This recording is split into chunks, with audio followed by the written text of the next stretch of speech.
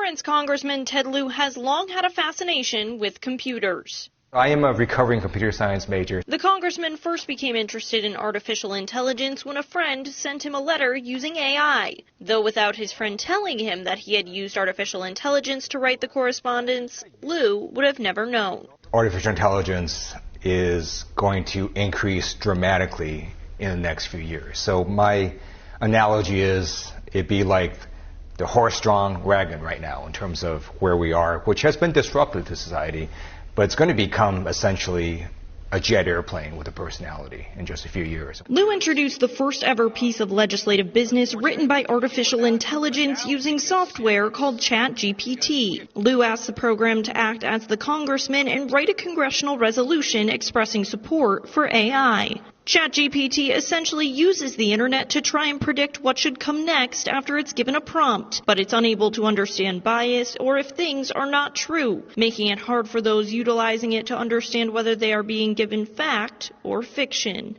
It looks like any other resolution that someone could have introduced about trying to regulate artificial intelligence.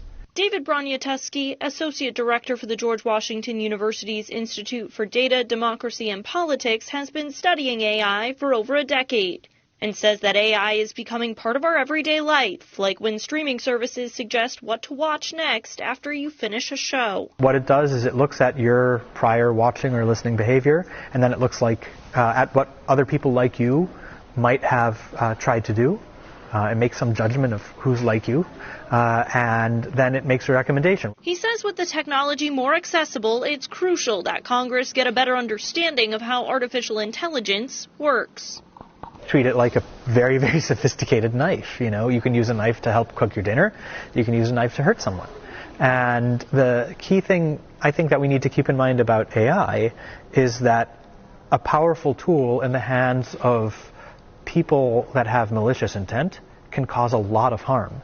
There are people out there who will use them to cause harm. And we've seen that in terms of things like the employment of armies of bots to engage in online harassment or to engage in attempts to manipulate political outcomes.